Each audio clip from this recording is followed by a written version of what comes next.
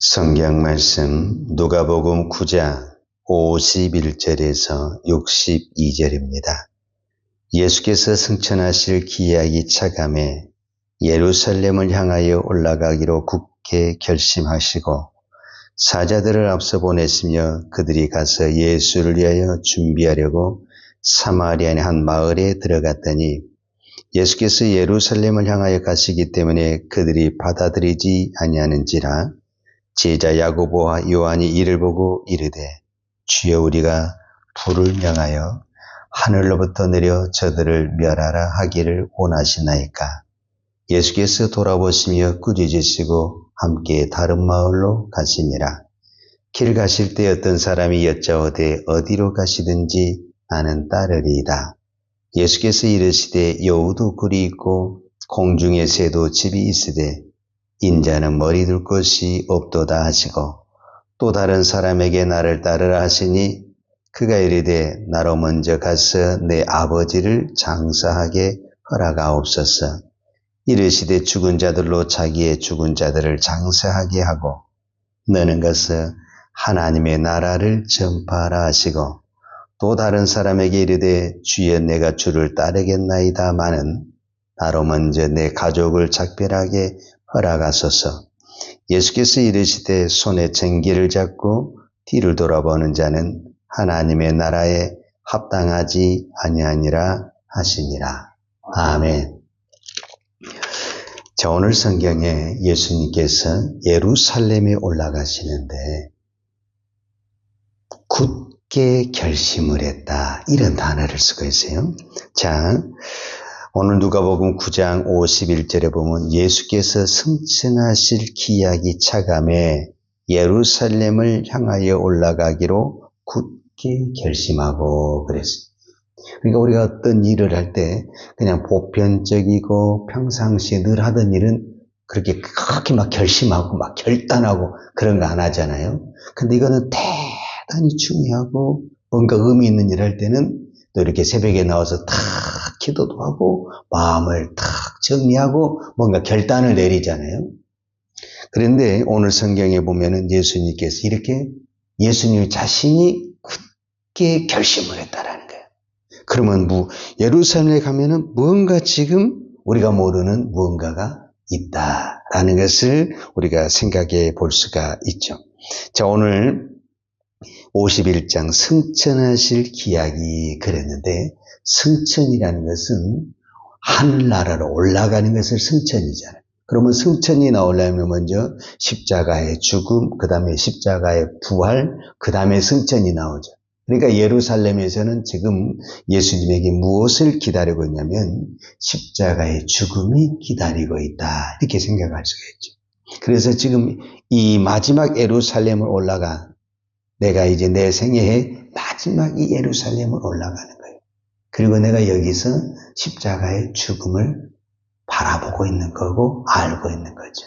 그때 예수님은 내 마음에 굳게 결심을 했다, 이렇게 표현을 하고 있어요. 자, 그때에 이제 그 길을 가는데 이제 제자들에게 또 자기를 따르는 사람들에게 하시는 말씀이 있어요.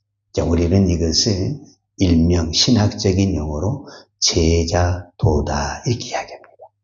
여러분, 이 새벽에 내가 나와서 기도하는 것은 예수님을 따르고 싶어서 그러잖아요. 예수님을 믿고 싶어서 이 새벽에 나왔죠. 그러면 우리는 이거를 제자라고 그래. 그러면 제자는 제자도라는 것은 제자들이 갈 수 있는 길이 있다는 거예요. 세상의 사람들이 가는 길이 아닌 제자들이 갈 수 있는 그 길을 우리가 길도자를 써서 제자도다, 이렇게 이야기를 하는데 오늘 예수님이 그 제자들에게 하신 말씀을 오늘 나에게 주시는 말씀으로 잘 받고, 그래, 제자가 되려면 예수님을 따르면 이런 길을 가야 되겠구나 하는 것을 여러분이 저와 이 새벽에 기도하면서 내 마음속에 굳게 결심하는 그런 은혜가 있기를 축복합니다. 자, 첫 번째, 자, 우리가 대부분 예루살렘을 가려면은 이제 유대인의 지도상 어디를 지나가는 것이 제일 빠른 길이냐면은 사마리아 지역을 통과하는 것이 제일 빠릅니다. 그런데 제가 이 새벽에 짧은 시간에 사마리아는 다 설명할 수가 없잖아요. 그러니까 그냥 한마디로 역사적으로 지역 감정적으로 같은 유대인이지만 유대인과 사마리아는 왼수지간입니다. 사이가 좋지가 않아요. 유대인들의 입장에서 더 심하게 말하자면 사마리아인은 인간 취급을 하지 않습니다. 그러니까 당연히 사마리아인들도 감정 있는 사람인데 유대인을 좋아하지 않죠. 그러니까 예수님의 일행이 그 사마리아를 통과하려고 하는데 사마리아인들이 거부했다. 이렇게 나오잖아요. 자, 53절에 예수께서 예루살렘을 향하여 가시기 때문에 그들이 받아들이지 아니한지라. 즉 사마리아인들이 예수님의 일행을 받아들이지 않는다. 이 상황을 보고 이미 제자로 따르고 있는 요한과 오늘 성경에 54절에 나오죠. 제자 야고보와 요한이 이미 지금 예수님의 제자를 되어서 따르고 있는 사람이 뭐라고 말하냐면 이를 보고 이르되 주여 우리가 불을 명하여 하늘로부터 내려 저들을 멸하라 하기를 원하시나이까. 그러니까 제자들도 화가 난 거죠. 그러니까 화가 나니까 하나님, 예수님 하늘에서 불이 내려가지고 그냥 다 이 마을 살라버릴까요? 이런 말을 했다라는 거예요. 제자들이 이런 말을 해도 되는 겁니까? 이거는 너무 심하지 않습니까? 여기서 꼭 기억을 해야 될 것은 예수님이 55절에 보면 예수께서 돌아보시며 꾸짖으셨다. 이렇게 표현해요. 예수님이 그렇게 말한 제자들을 꾸짖었다라는 것은 그 말이 틀렸다. 칭찬하지 아니하고 인정하지 아니했다는 것은 틀렸다라는 거죠. 첫 번째, 제자도의 원칙. 나를 반대하고 거부하고 거절하는 사람을 죽이는 것이 아니라 살리는 사람이 제자다. 우리가 신앙의 길을 가는데 인생을 사는데 지금까지 여러분 인생을 살면서 물론 내가 다른 사람에게 잘못한 것도 있지만 내가 억울한 일, 손해본 일, 속은 일, 이용당한 일 생각하면 아마 밤잠이 안 올 거예요. 그런 것이 갑자기 저녁에 생각이 나요. 그럴 때가 얼마나 많았습니까? 저도 내가 목회를 하면서 목회를 하니까 세상을 잘 모르잖아요. 그러니까 지금은 이제 제가 좀 나이를 먹었고 철이 들었지만 젊었을 때 그냥 신학교만 나와서 개척을 하고 교회를 할 때 세상에 내가 어떻게 합니까? 그러니까 세상 사람들이 제일 잘 속을 수 있는 사람이 누굽니까? 예수쟁이 아닙니까? 더더구나 목사 같은 사람은 아무것도 모르잖아요. 그러니까 하면 속는 거예요. 뭐뭐 일만 하면 속는 거야. 다 너무 억울하죠. 화가 나죠. 잠이 안 오죠. 그러나 우리는 그때 이런 생각을 해요. 그래도 예수 믿는 내가 속은 것이 낫지. 그래도 교인이 속는 것보다는 목사가 속는 것이 낫지. 여러분 두 사람 중에 누가 이익을 봐야 되고 두 사람 중에 이런 게 있잖아요. 한 사람은 이익을 봐야 되고 한 사람은 손해를 봐야 된다고 한다면 내가 정말 예수를 믿는 사람이라면 내가 손해보는 쪽을 선택할 수 있어야 된다.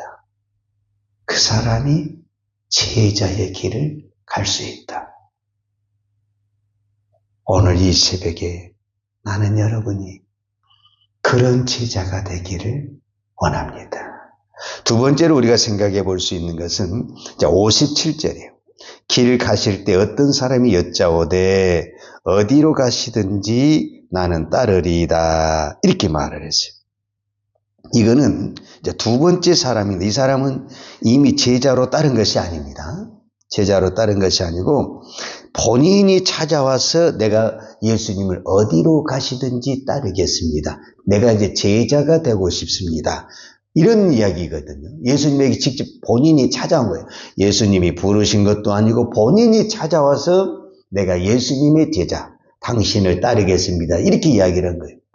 그런데 그 말을 들은 예수님이 58절에 뭐라고 답변을 하냐면 예수께서 이르시되 여우도 굴이 있고 공중의 새도 집이 있으되 인자는 머리 둘 곳이 없도다 하시고 그랬어요. 자, 왜 예수님을 따르겠다 하는 사람에게 이렇게 나를 따른다고 하니 감사합니다. 이렇게 표현을 해야 되는데 여우도 꿀이 있다. 공중에 새도 집이 있다. 근데 인자는 머리 들 곳이 없다. 왜 이런 말을 했을까? 자, 마태복음 8장 19절에 보면은 이 사건이 그대로 나와 있거든요. 근데 거기서는 이 사람이 어떤 사람으로 나와 있냐면은 57절에 오늘 본문에서는 어떤 사람으로 나와 있는데 거기서는 서기관으로 나와 있습니다. 그 당시의 서기관은 지식적으로나 율법적으로나 사회적으로 권위도 있고 유명하고 똑똑한 사람입니다. 근데 이 사람이 어느 날 예수님에게 찾아와서 이제는 내가 당신의 종이 되겠습니다. 그런데 예수님은 그 사람의 소리를 듣는 것이 아니라 그 사람이 지금 무슨 생각을 하고 있는 그 마음을 보고 말씀하고 계시다라는 거예요. 그러니까 그동안은 예수님의 수많은 사역을 할 때 전혀 따르지 않던 이 서기관이 누구보다도 율법을 잘 알고 예수님을 알고 있는 이 서기관이 따라오지 않다가 마지막에 지금 예수님이 지금 예루살렘 올라가는데 그때 서기관이 무슨 생각을 했냐? 제자들과 똑같은 생각. 이번에 예수님이 올라가시면 임금된다. 이제 나는 막차라도 타야 된다. 여기서 내가 막차라도 타게 되면은 제 양반이 임금이 될 때 내가 한 자리 잡을 수 있다. 말은 안 하지만은 그 생각을 하고 예수님에게 지금 막차에 달라붙은 거예요. 근데 그 말은 딱 빼버리고 예수님이 어디를 가듯인지 내가 따르겠습니다. 근데 사람은요, 말하는 것과 속이 다릅니다. 그래서 우리가 겉과 속이 다르다고 그러죠. 분명히 이 사람이 기도할 때는 청산유수로 아멘, 할렐루야 하지만 그 속이 뭔 속인지 우리는 너무너무 잘 알잖아요. 이거를 적절하게 제가 예를 들은 표현이 될지 모르겠지만 예를 들어서 지금 이제 선거철이 아니니까 더 이야기하기가 쉬운데 선거철에 국회의원이 우리 교회를 나왔다. 왜 나온 거죠? 국회의원이 교회를 잘 안 다녀. 근데 그때 막 교회를 나오잖아요. 왜 나오는 거예요? 예수를 믿으려고 나오는 거예요? 표를 받으려고 나오는 거예요. 여러분 너무 잘 아시잖아요. 이것과 똑같은 원리죠. 이제 이게 좀 더 구체적으로 가면은 우리 교회는 적으니까 그런 현상이 안 나타나는 대형교회는요. 대형교회 주변에 상가나 이런 시장이 있는 사람들이 많이 그 대형교회를 갑니다. 나는 그 사람들이 다 나쁘다고 표현은 하지 않지만은 그 사람들이 그 주변에 많은 교회가 있는데 더 적은 교회도 있는데 왜 대형교회를 가겠습니까? 대형교회를 가면 그 교회 주보에다 그 상호 이름을 광고를 내주잖아요. 그러면 그 사람은 이왕이면 큰 교회 가서 장사도 잘 되고 교회도 다니고 우리가 만약 꽁도 먹고 알도 먹고 뭐 이런 건 아니겠어요? 이거 믿음 아니다. 지금 그 이야기를 하는 것입니다. 그래서 대형교회는 항상 위험한 겁니다. 자, 세 번째로는 59절에 나와 있어요. 59절 또 다른 사람에게 나를 따르라 하시니 그가 이르되 나로 먼저 가서 아버지를 장사하게 허락하옵소서. 자, 이번에는 어떤 사람이냐면은 예수님이 직접 어떤 사람에게 무리 중에 어떤 사람에게 이제 우리로만 선택을 한 거예요. 부르시는 거죠. 너는 나를 따르라. 주님이 나를 향해서 너는 나를 따르라. 영광의 소리입니까? 겁이 덜컥 나는 소리입니까? 이거 우리 한번 생각을 해봐야 되잖아요. 내가 오늘 새벽에 기도하는데 너는 나를 따르라. 우리는 이제 그렇게 받아들이게 되면은 나를 주님의 종으로 부르신가 보다 이렇게 생각할 수가 있잖아요. 그러면은 나는 아닌데 이렇게 생각을 하죠. 그런데 이 사람은 뭐라고 표현을 하냐면은 나로 먼저 내 아버지를 장사하게 허락하옵소서 이렇게 표현을 했다라는 거예요. 그 말은 무슨 말이냐면 그럼 지금 당장 지금 아버지가 이독에서 오늘 내일 하냐? 그게 아니에요. 이 말의 깊은 속은 뭐냐면은 지금 아버지가 살아계셔. 건강하게 살아계셔. 근데 아무리 건강해도 아버지는 어떻게 돼 있어요? 언젠가는 죽게 돼 있잖아요. 그러면 이 아들의 입장에서는 아버지가 죽으면 무엇을 받을 수가 있어요? 상속을 받을 수, 만약에 이 사람이 장자라고 한다면은 아버지 절반 이상을 내가 상속으로 받아야 되는데, 일단 내 목을 챙겨놓고, 그 다음에 뭔가 해야지. 지금 내가 만약에 예수님 따라보면 어떻게 돼요? 나는 아무것도 없어버리잖아요. 그러니 지금은 따를 수가 없습니다. 그 이야기죠. 자, 여기서 먼저라는 거죠. 먼저 아버지를 장세하고 하겠다. 이렇게 이야기를 하는 거잖아요. 그래서 이 사람도 주님을 따를 수가 없다. 이렇게 이야기하는 거죠. 자, 그 다음에 61절에 보면 또 한 사람이 나와요. 또 다른 사람이 이르되 주여 내가 주를 따르겠다마는 나로 먼저 내 가족을 작별하게 하소서. 이 사람도 따르고 싶은 마음은 있다라는 거야. 근데 먼저 무엇을 하고 있냐면은 가족과 작별하겠다. 이 말은 말장난한다라는 표현이에요. 말장난이라는 것은 뭐냐면, 내가 교회에서 이렇게 목회자로 섬길 때 제일 어려운 교인이 뭐냐면은 바로 이 사람이에요. 말로는 다 하겠대. 근데 지금은요 시간이 안 되고요. 지금 애가 어리니까 애 좀 키워놓고요. 지금 내가 생활이 어려우니까 생활이 좀 풀리면요. 항상 안 하겠다는 말은 안 해. 제가 하겠습니다. 꼭 하긴 하는데 지금은 아닙니다. 이렇게 이야기. 도대체 한다는 말, 왜 안 한다는 말이에요? 내가 시험 들라고 그래? 그런 말을 들으면. 이거 다 안 하겠다라는 거거든요. 자, 결론. 예수님이 예루살렘을 올라가는 것은 십자가를 지러 올라가는 것입니다. 그러면은 이 십자가라는 것은 예수님에게만 있는 것이 아니라 우리 모두에게 저는 다 있다라고 믿습니다. 그래서 예수님도 분명히 말씀하셨잖아요. 누가복음 9장 23절에 보면 무리에게 이르시되 아무든지 나를 따라오려거든 자기를 부인하고 그 다음에 날마다 제 십자가를 지고 나를 따르라. 이렇게 표현을 했어요.